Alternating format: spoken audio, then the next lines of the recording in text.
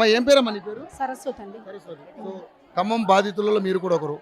మీది ఇల్లు పోయిందమ్మా? మీది కూడా పోయిందన్న. ఓకే. 18 లక్షలన్న కష్టపడి కట్టుకున్నామన్న మేము. చాలా కూలీలను పెడితే డబ్బులు అయితే నైట్ కూడా మేము షాకిరి చేసుకొని కట్టుకున్నామన్న మేము.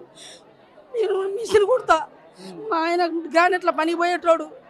ఆ పని పోయి కూడా బీపీ వచ్చింది, పెరాలసిస్ లాగా అట్లా వచ్చి ఇక ఇంట్లోనే సరుకులు తెచ్చిస్తే కిరాణా షాపు మిషన్ కుట్టుకొని బతుకుతాం మేము. మా పిల్లగాని చదివించుకుంటాను అండి, కానీ ఆ పిల్లల చదువులు కూడా ఇప్పుడు డిస్టర్బెన్స్ ఉంది. సో ఏంటమ్మా అసలు మీకేం అంటే అధికారులు వచ్చి మేము కూలుస్తాం ముందుగా ఏం చెప్పలేదు? అసలు ఒక్క మాట కూడా చెప్పలేదండి. అట్లా చెప్పలేదు. మేము సింహాల్లాగా మా గుడిచెల్లలు ఉన్నాము, పందులాగా గుంపులు వచ్చి మా ఇల్లు గొలగొచ్చినాయి. పందులాగా వచ్చిర్రు గుంపులు. అది అట్లా మమ్మల్ని అన్యాయం చేసిర్రు. మరి కాంగ్రెస్ ప్రభుత్వం ప్రజల ప్రభుత్వం, పేద ప్రజల ప్రభుత్వం కాదు అది మా రక్తాలను పీల్చుకు తినే ప్రభుత్వం అది. కానీ మా భూముల వాసులతోటే ఆ కాంగ్రెస్ ప్రభుత్వం సర్వనాశనం అయిపోతుంది. అది సర్వనాశనం అయిపోతుంది. అది మా శాపం ఉట్టిగా పోదు, మా కన్నీళ్ళు ఉట్టిగా వృధా కావు. మా కష్టపడ్డ కన్నీళ్ళు మా వృధా కావు. మా కోసం భూదాన భూములు అంటున్నారు, కానీ ఆక్రమించుకున్నారని ఇప్పుడు ప్రభుత్వం ఒక ప్రాపగాండా చేస్తుంది. ఏది నిజం? అది భూదాన భూమి అండి. అది భూదాన భూమి. వాడే బోర్డు పెట్టిండు కదా, భూదాన భూమి అని బోర్డు పెట్టిండు కదా.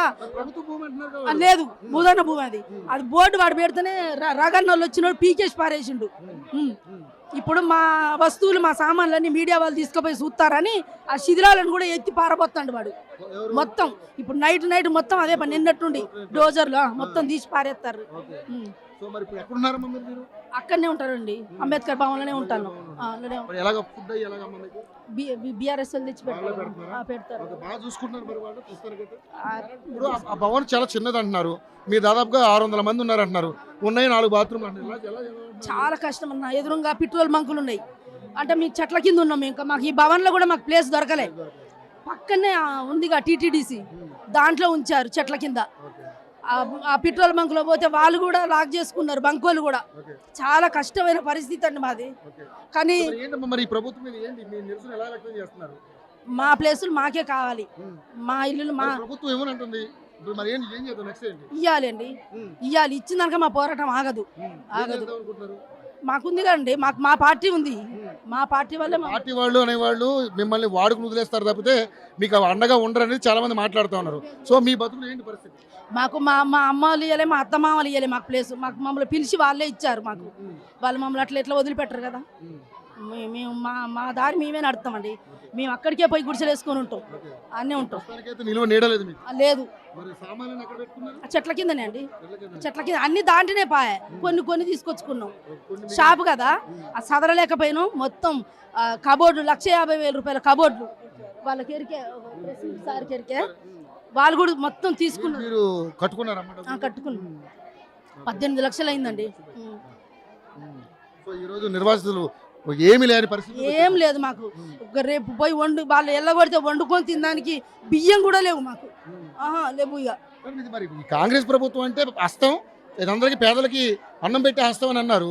మరి ఈ రోజు ప్రజాపాలన ఆ చేయితోటే మమ్మల్ని నేల మట్టం చేసిండండి. ఆ చేయినే మమ్మల్ని భస్మాసురుడు ఉంటాడు కదా, వాడు ఎట్లా పెట్టిండో మా నెత్తిన అట్లా పెట్టిండు. అట్లా చేయి పెట్టిండు, మమ్మల్ని భస్మం చేసేసిండు.